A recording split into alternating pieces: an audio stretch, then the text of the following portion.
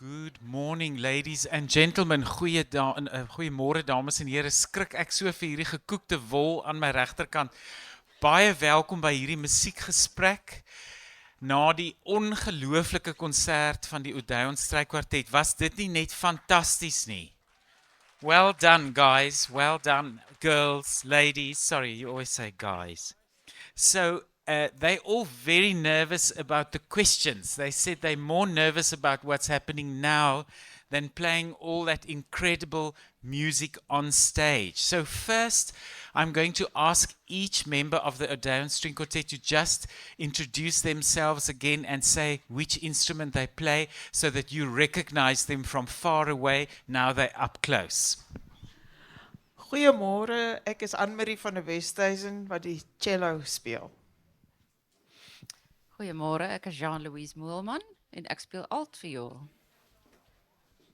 Ek is Sharon de Kock en ek speel die tweede viool. Good morning, I'm Samantha Durrand and I play the violin. Samantha, hold the mic there at your side because I'm going to start with you. The last time I saw the Odeon String Quartet, or actually the last time I played with them, we had a lady get a heart attack during the concert, which was quite revolutionary in Pretoria. But that's why you should never play Brahms. You know, it's too dangerous. But since then, you've become an all-female quartet, like it's supposed to be, I guess. And you, the newest member. When did you join the Odeon String Quartet, and where do you come from? Just give us like a 1-minute history so we know where you joined the quartet from. So I joined the quartet in May of this year. So this is my 3 months almost. Yes, no, it's been fantastic working with such Congratulations. esteemed colleagues. And I suppose I hail from Cape Town. I lived there for many, many years and had the privilege of growing up there and being educated there. It's really wonderful. It's great because, some people are born in Bloemfontein and then they leave and they never go back. And then there are some people who were born elsewhere and all roads lead to Bloemfontein if you are on the road to good music. But that's what's so incredible. As an ex-Bloemfonteiner or Bloemfontein bred boy, I always feel so proud when the Odeon String Quartet's name features somewhere. Now, Sharon, a question for you. You can do this in Afrikaans or English. Afrikaans. 'n Dag in die lewe van die strykwartet. So it's Monday morning or it's Tuesday. I don't know if you work on Mondays. You're the only full-time string quartet in the country as far as I know. You get a salary for doing what you do. How does your day work? Do you practice every day or do you only practice when you know you have a concert? Most of the time we practice every day. Even if we're missing a member, the rest of us will still practice. Maybe not the full amount of time, but we see each other every day. And then after that, we all go and teach our students at the university. Because you all also teach at the University of the Free State. Yes. That's very clever. And the question, sorry Sharon, I'm not done with you. So yesterday Nina Schumann told me, please just don't ask how many hours do you practice a day? Because what's your favorite composer?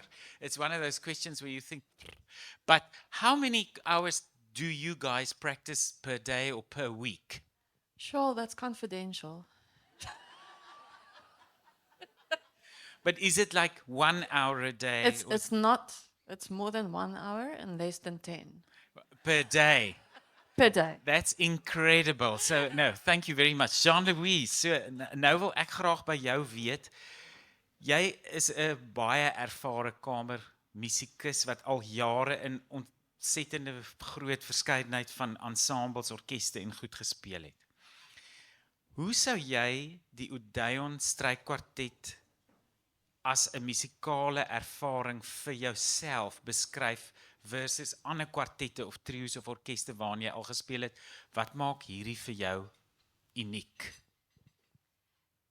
Weet jy gewoonlik as mens 'n groep bymekaar sit en jy gaan 'n konsert speel, dan het jy so 2 of 3 oefeninge en dan sit jy die konsert bymekaar en jy het eintlik jy betaal amper in om te kan speel want jy kry R4 vir die konsert en jy het R17 se petrol uitgery, so iets. Maar die voorreg met die Odeon kwartet is, ons het baie tyd om nuwe werke in te studeer. Byvoorbeeld die Suid-Afrikaanse repertoire soos Groewe is 'n baie moeilike werk om te leer en net met 2 repetisies saam met vreemde mense of mense wat jy weet dit maak dit baie moeilik.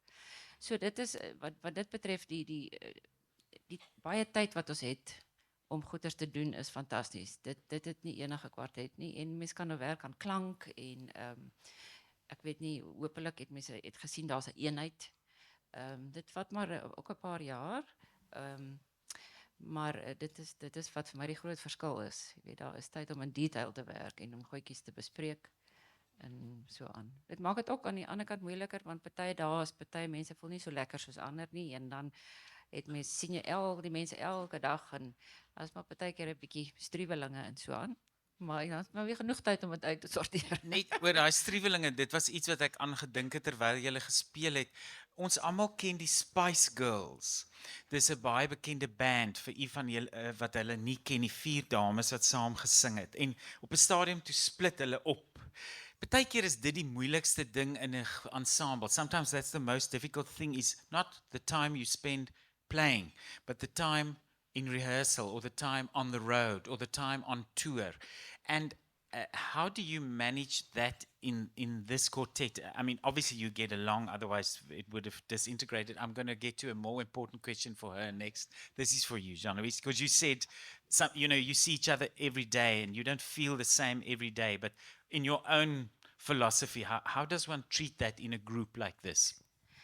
I think the main thing is to actually respect, we all respect each other, but if you want to say something, the important thing is to think how you were going to say it. How, it's not what you say, but how you say it. So I think that's a very important thing. And and intonation, and it's not always you that are right, but it's for people. So I think reconciliation, that's FW, that's the viola. But you have to work together and not say I'm right and you are wrong. There's no right and wrong in music except for maybe intonation when it's but I think we need to respect each other and so we try and do that. Baie dankie. Anne-Marie. Nou jy speel die grootste instrument in hierdie kwartet en dit het my laat wonder, is daar 'n demokrasie in hierdie kwartet of wie's die baas? Omdat jy die grootste instrument het, is jy die baas. Nee, dit gaan nou nie oor grootte nie, hoor. Party mense weet dit al jare, maar hulle sê dit altyd van jou chequeboek. En dit kan ook nie tel hier nie. Ongelukkig. Nee, in 'n strykwartet al 4 is ewe belangrik. En dit is baie belangrik om van elkeen, dit is wat ek wil byvoeg, wat ons so uniek maak, is dat elkeen kom van 'n verskillende agtergronde. So ons het almal iets om by te dra om dit uniek te kan maak. Ek wil sommer net 'n staaltjie vertel van die Guarneri kwartet. Hulle, as jy nou so praat van op toer, toe kom die cellist by hulle almal by die hotel aan en hulle vra toe vir die ontvangsdame vra toe vir die cellist, do you want to stay on the same floor? Dis 'n hotel van 10 vloere. Hy sê, no, we would like to stay in 4 different hotels. Maar gelukkig is hier nie so baie hotels in Oudtshoorn nie. Nee, ek wil hom sê, ons is baie uniek, ons bly by dieselfde gastehuis. Nou, 'n ander vraag wat ek het oor die werkinge van 'n strykwartet. Jean-Louis het vinnig genoem oor klank. En hoe kry 'n mens 'n geheel beeld in die klank? Met ander woorde, die Engelse woord wat ek aan dink is blend. Obviously moet mens ongelooflik blend. Hoe kry mens dit reg? Ja, dit is, mens moet maar baie werk en aan jou oor uitleen en aanpas. Ons het nou byvoorbeeld op die kwartet van vrede instrumente gespeel wat deur dieselfde vioolmaker gebou is. Dit kan dalk gehelp het om 'n eenheid te kry. Ek weet daar is kwartette wat almal in die Franse kwartet, hulle speel almal op Franse instrumente gebou deur dieselfde maker. Maar dit vat tyd en soos ek sê, ons is van 4 verskillende agtergronde, so ja, ons moet dis maar 'n gedurende proses. Dis eintlik maar soos om intonasie ook te oefen. Dit is nie 'n pad wat ophou nie, dit hou altyd aan. Natuurlik, ek verstaan en dankie. Nou Jean-Louis, terug by jou. Ons gaan dit so heen en weer vat. Ek het by myself gewonder en iemand kundig in die gehoor het dieselfde vraag gedeel. When you learn a piece like the Haydn, it's obviously very different from learning a piece like the Gruvier.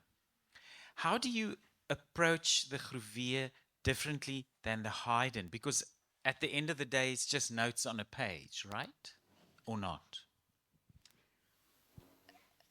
The Gruvier, or a modern piece, there's no melody that you can, like different harmonies that with a Haydn especially. I mean, I know if it's in G minor, I play a lot of G and D, and this chord goes to that one, and so there's a phrase. It's much simpler, you know.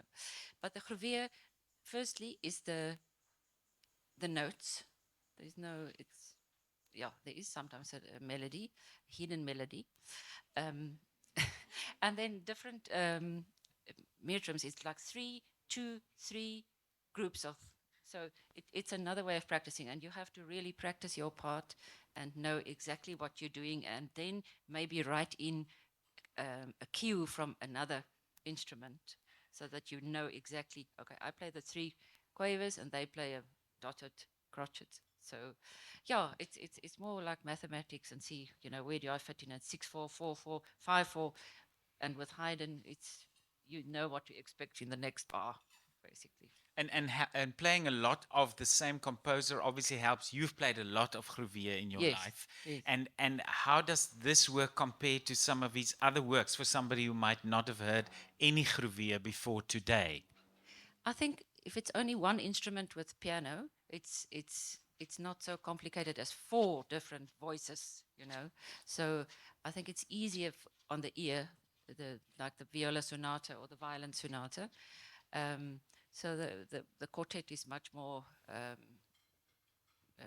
complicated in that sense for the ear to hear all the voices. So, but what is very important, he was very particular to write, this is an accent in piano, or this is an accent in forte.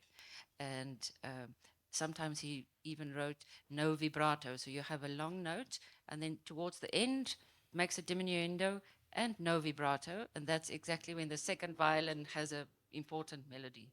So he was, in that sense, you know, it's very particular what he wants. Sometimes he has, I play pizzicato, the same melody as the cello, but she plays arco. Arco with Yeah. the bow, yes. Yeah, so there's all interesting things that you can know. This is typical Gruvier. Great, thank you. He was a viola player. He was a viola player. He played viola, he I did played not know flute, that. and he played piano, and he played organ.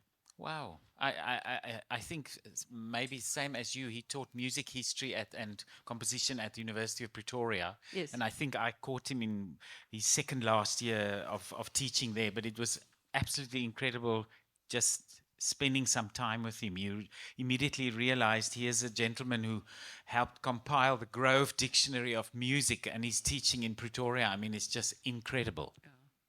Sharon, 'n baie belangrike vraag. Ek het jare terug die fliek My Big Fat Greek Wedding gekyk. En in daai fliek was daar 'n fantastiese uitdrukking of sinnetjie of aanhaling waar die vrou sê sy's nou getroud met hierdie man en hy's die hoof van die huis, en toe sê sy ja, maar ek is die nek en ek kan hom enige kant toe draai wat ek wil. Die uitdrukking om tweede viool te speel in die lewe is baie keer anders as in musiek. In my opinie is die rol van die tweede viool of die ander viool in 'n strykwartet ontsettend belangrik, want as dit nie daar is nie, is dit nie 'n kwartet nie. So dis nie soos ons dit ken in tweede viool, Jy's net iewers in die agtergrond en jy's absoluut die partner van almal, maar by uitstek die eerste viool. Jy speel al vir baie lank in hierdie posisie. Hoe sien jy dit? Ek was nou bang toe jy praat van my big fat Greek wedding dat jy vra wanneer gaan ek trou. Geen persoonlike vrae nie, hulle het my gewaarsku. Want ek sal 8 jaar verloop. Maar hoe sien jy jou Okay, so rol as Die tweede viool, ek sien dit as 'n ondersteunende rol, maar ek het ook baie power. So ek kan, as ek voel dinge gaan bietjie stadiger of dit gaan bietjie vinniger, kan ek voel waar moet ek nou terugtrek of waar kan ek nou vinniger gaan. So dis baie keer lekker as ek net so bietjie aspres wil wees. En jy druk hom net so 'n klein bietjie want niemand kan enigiets doen nie, hulle moet maar gaan. So ja, nee, dis net so belangrik soos enige ander stem. En is ook jy moet altyd meng met die eerste vioolklank. So dit is ook nogal ek dink 'n skill om te hê. en Want en dit is 'n nie baie altyd laat almal dieselfde klink. Ekskuus dat ek jou in die rede val. Ek dink nou net aan 'n baie dom vraag. Ruil julle ooit om? Nee. Okay, net om dit te weet. So jou posisie is jou posisie. Die viole ruil nooit om nie. So dis heeltemal reg. Samantha, one more question for you. So the last time when I grew up as a kid in Bloemfontein, I went to a concert of the Odeon String Quartet and there were 4 grey old men playing in the quartet. They were wonderful, but they were old.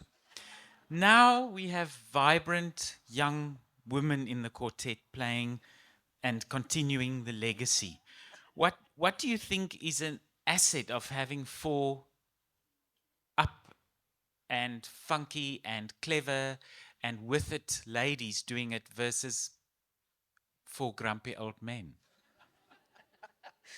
I don't think I'll comment on the latter in case I offend anybody. But what is so incredible about working with colleagues like this is we're all so hungry, not only to play, but to advance our repertoire and expand it on such an incredible level. I mean, we're hungry for South African works. We're hungry for new premieres of wonderful, wonderful things. I mean, with all respect to the former quartets, I think something new is coming about in this wonderful, wonderful group, and I'm really privileged to be a part of it. And you know what? I think that attitude of teamwork and humility, as well as the hunger, comes across on stage. So, Samantha, one more question. Today's program, or tomorrow's program, or next week's program, wherever you play, how is that compiled? Who sort of says, I think we should play the Brahms, or I think we should play the Mozart? Or how does your compiling of programs work in the group?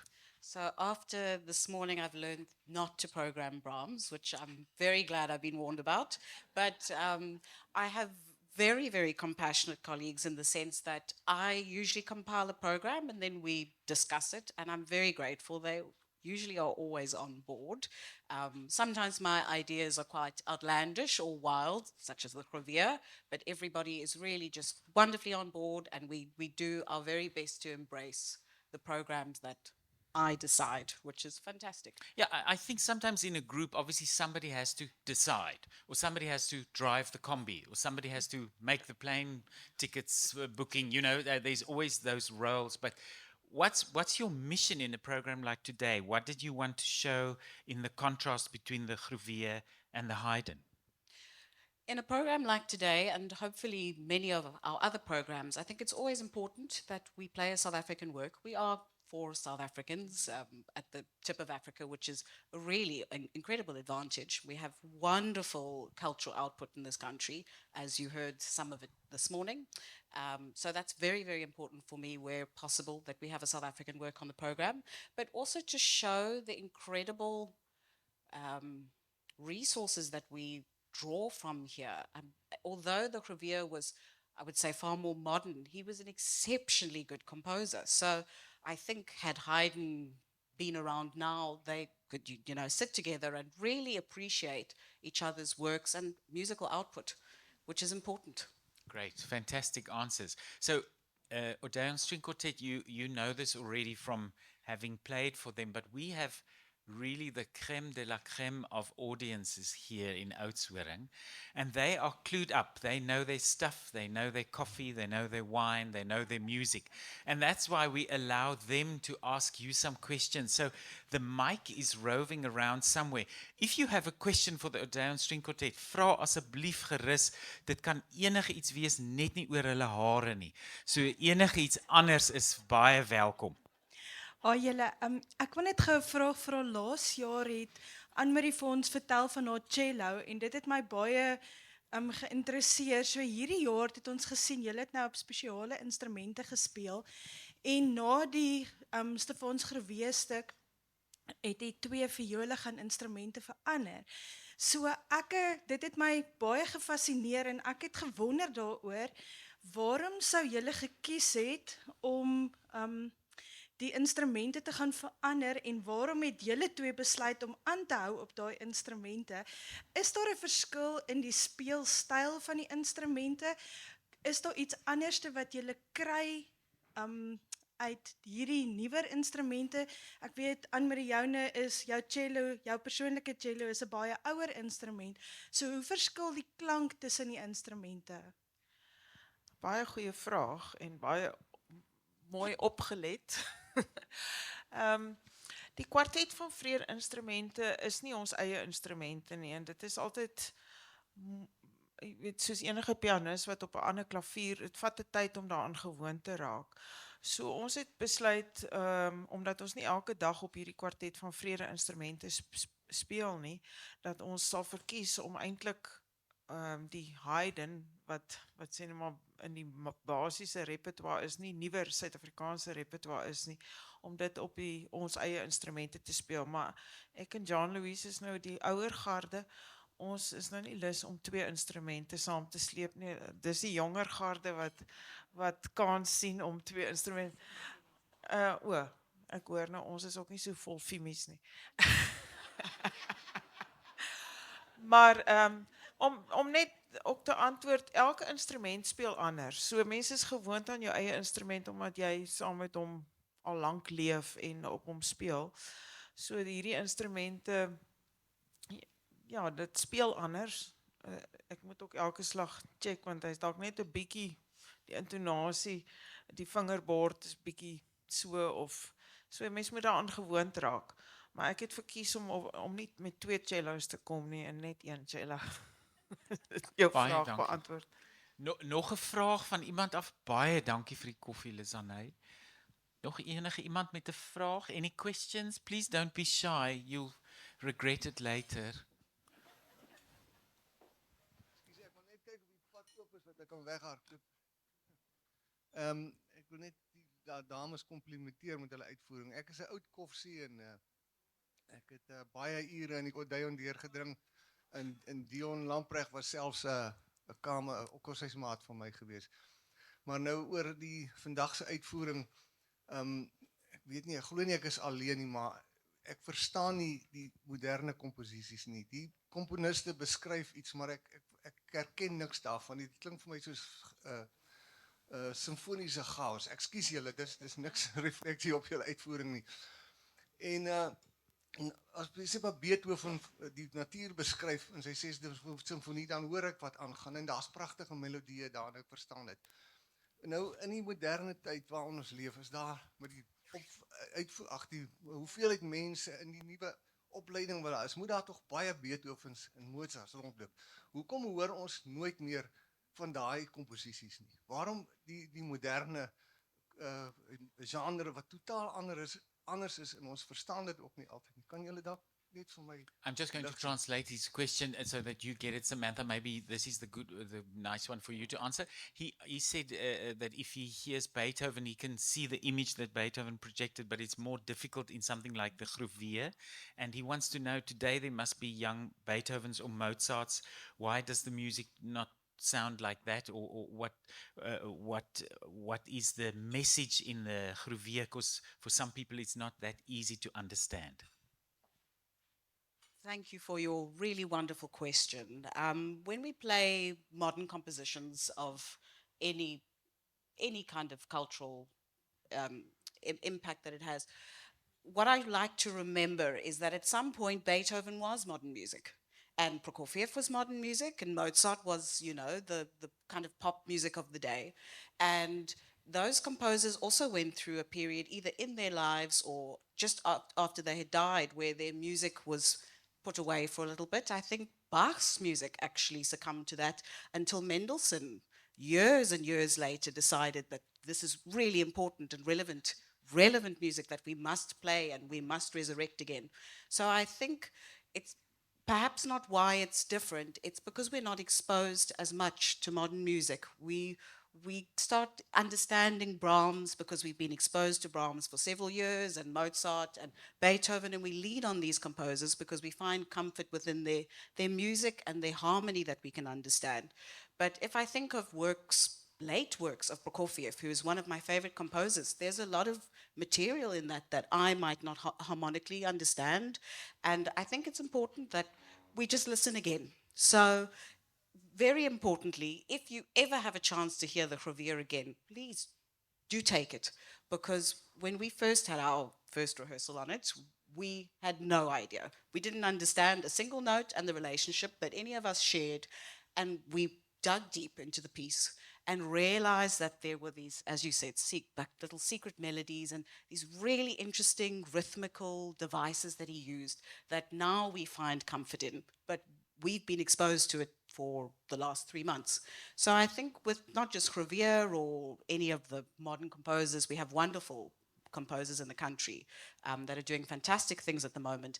But it's important that as much as we go to these concerts of Mozart and Beethoven, we also try and push ourselves to go to these works that are written today. Because the one element they do have is that the composers can tell us what it's about. When I play Bach, and I adore Bach, I don't know what it sounded like when he wrote it.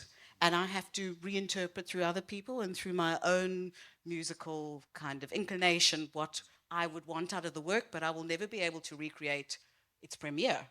Whereas today, when we're lucky enough to have the composers alive, you can ask them questions and you can get to know their work really deeply, so that maybe in 20 or 50 or 100 years' time, it can be respected and appreciated as much as those composers we know so well. I hope that answers that.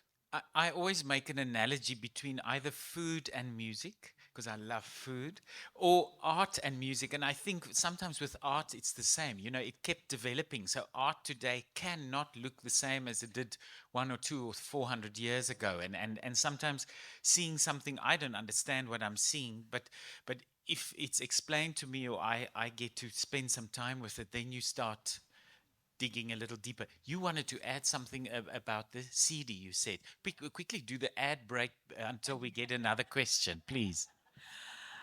On the question, op die vraag van Suid-Afrikaanse werke, wil ek net sê, ons het 'n CD wat daar by Pieter Kramer verkoop word, R190, wat bestaan uit Suid-Afrikaanse werke, onder andere die Mokala Koapeng, die Gumeng wat ons gespeel het.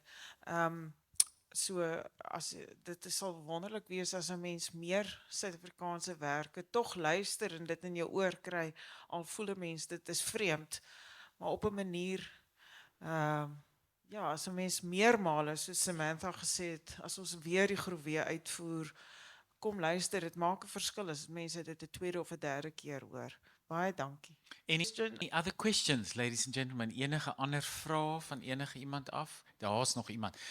Terwyl ons wag vir die vraag, onthou oor 10 minute is daar 'n wonderlike rondleiding van die kuns en dis presies waar u dan insig kan kry in hierdie werke wat hier hang, want dit gaan om baie meer as net wat u hier sien. Dis 'n hele groot projek. Ja, meneer.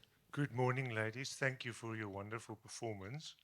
I just wanted to ask, in Haydn's second movement, I heard a lot of Nkosi Sikelele coming out.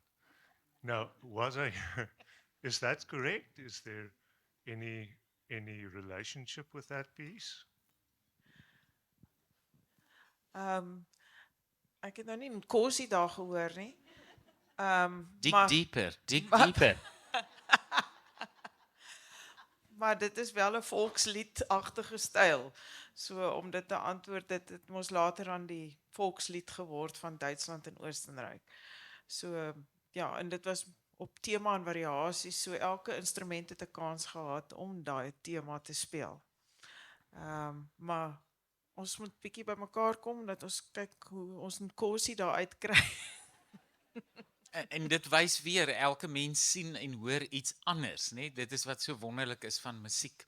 Dames en here, baie dankie vir u tyd. Die Odeon Strykwartet is soos ek aan die begin van die konsert gesê het, regtig een van ons land se top uitvoerprodukte en as daar 'n Olimpiese spele vir musiek was hier 4 goue medaljes links van my gewees. Thank you very much, ladies.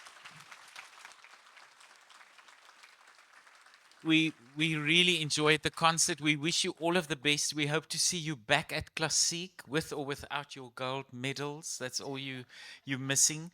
And sometimes in a quartet, people ask, so who was the winner of the 4? Who won?